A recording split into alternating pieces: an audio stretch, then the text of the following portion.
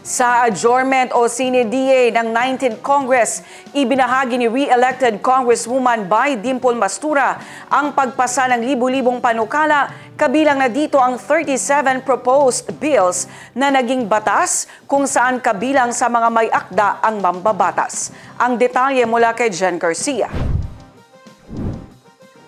Dumalo na sa adjournment o sine die ng 19th Congress si re-elected Congresswoman Bai Dimple Mastura.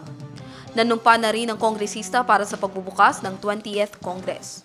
Ibinahagi ng mambabatas na libo-libo ang mga panukalang batas na naipasa ng 19th Congress, kabilang na aniya dito ang 37 bills kung saan isa siya sa mga may akda.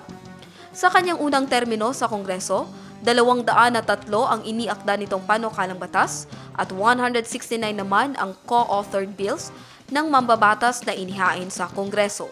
Jen Garcia, iMinds, Philippines.